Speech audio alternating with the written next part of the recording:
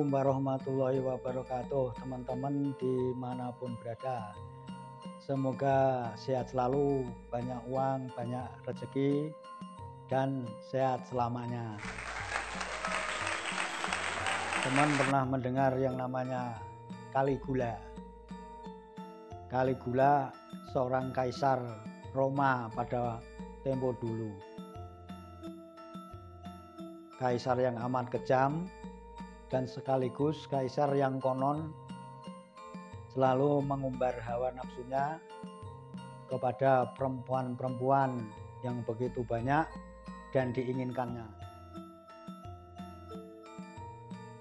Sejarah Caligula sejarah yang amat kelam kekaisaran Roma, sehingga pada tempo kemudian hari si Caligula ini digulingkan oleh segerombolan yang dendam kepada dirinya.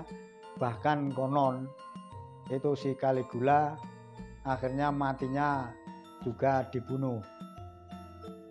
Ini tidak lain karena dalam pemerintahan Caligula selalu mujo hawa nafsu. Kalau bahasa Jawa menyebutnya demikian. Nafsu yang tanpa terkontrol dalam kekuasaannya, juga nafsu untuk melampiaskan syahwatnya kepada banyak perempuan. Begitu kelam dan mengerikan. Lantas sebelum itu kita juga pernah mendengar ceritanya Laila dan Majnun. Yang namanya Majnun ini adalah Kais.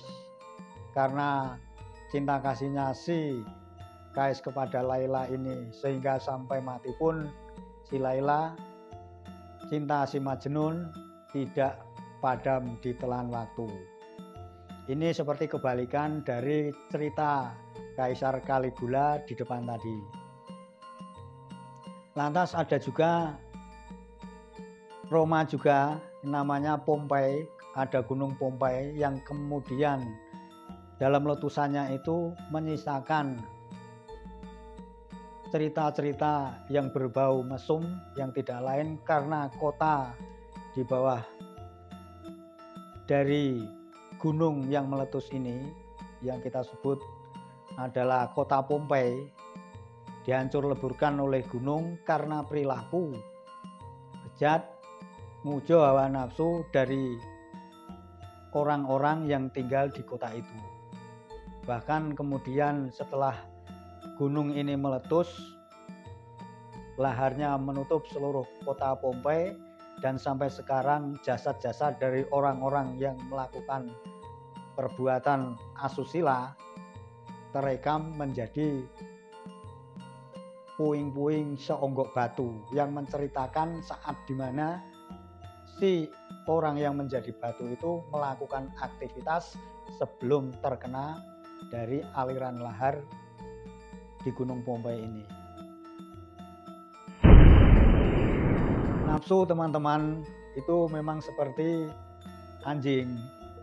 Anjing tidak ganas, tidak puas kalau selalu diberikan makan, bahkan lebih, sehingga dia merasa tenang dan gampang disuruh-suruh kemana-mana oleh majikannya.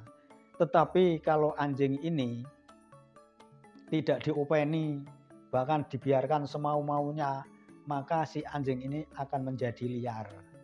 Itulah gambaran nafsu di dalam diri kita para manusia. Sedikit pembukaan yang akan kita omongkan di depan ini adalah melanjutkan yang kemarin, yaitu masalah nafsu dari perempuan yang berbongkok udang. Ada dua orang bertarung, bahkan konon sampai meninggal salah satunya atau dua-duanya. Ini karena memperebutkan seorang perempuan. Jadi kalau kita berpikir ini perempuan model apa yang seperti ini, sehingga menimbulkan dua orang ini bertarung sampai titik darah penghabisan. Apakah betul karena dua orang ini rebutan dari perempuan ini? Ataukah memang ada hal-hal yang lain yang dipikirkan kedua orang laki-laki ini sehingga mau bertarung untuk memperebutkan si perempuan. Jangan-jangan perempuan ini adalah yang berbongkok udang. Jadi perkara maksiat, merebut suami orang atau selingkuh, dalam kisah-kisah yang kita dengar di masyarakat itu menunjukkan demikian. Seorang perempuan yang berbongkok udang itu rawan selingkuh, rawan lewat jalan belakang tanpa sepengetahuan suaminya.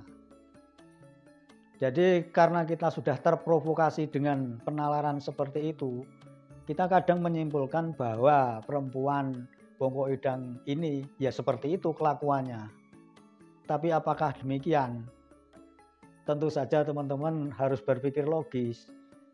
Karena orang selingkuh itu juga belum tentu karena dorongan dari nafsu syahwatnya yang tinggi, tapi juga karena mungkin rumah tangganya tidak harmonis atau ekonomi dari laki-laki untuk menghidupi perempuan bongkok udang ini kurang maksimal, apalagi didorong mungkin keimanan dari orang ini, perempuan ini itu tidak temancep di dalam hati.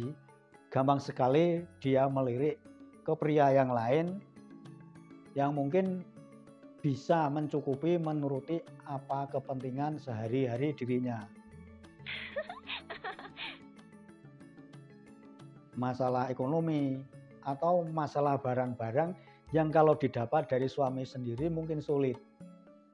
Karena rentan mentalnya dengan hal itu, maka gampang sekali nafsunya tadi mendorong untuk selingkuh jalan belakang dari sang suami sebenarnya.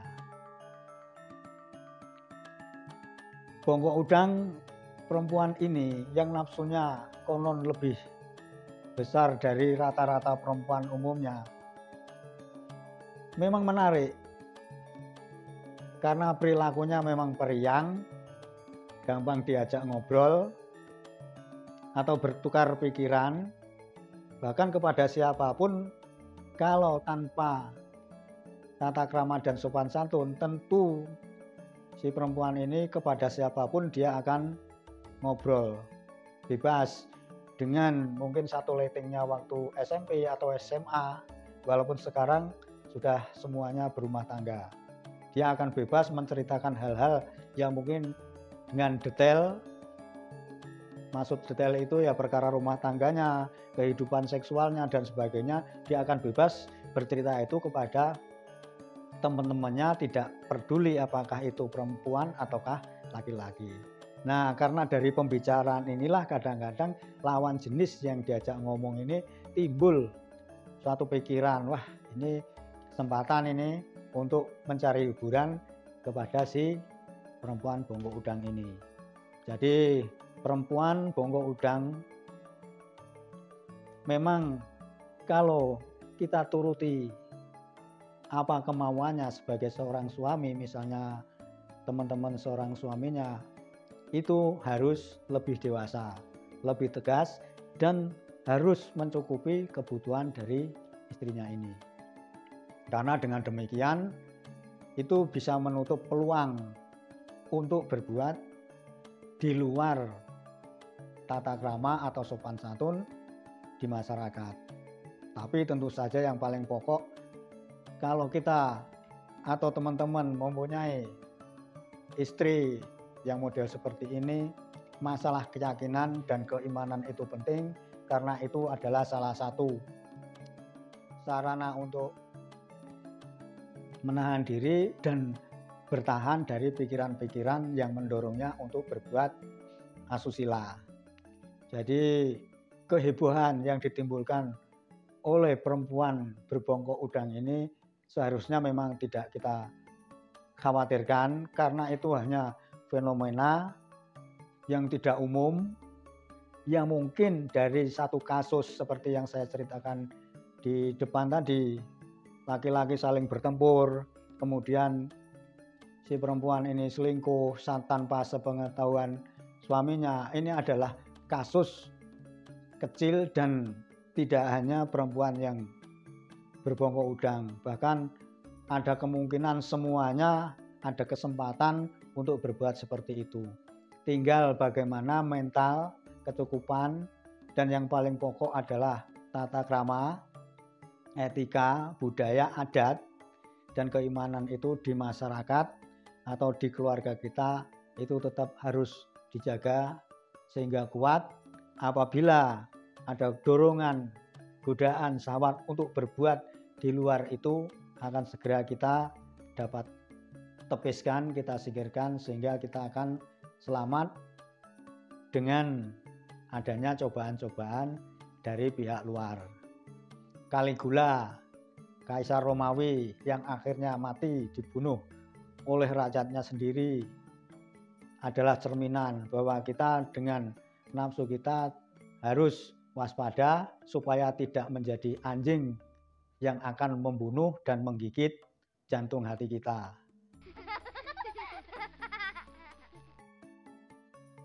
Sebisa mungkin jadilah seperti Kais atau Majnun yang mencintai seorang wanita sehingga sampai akhir hayatnya.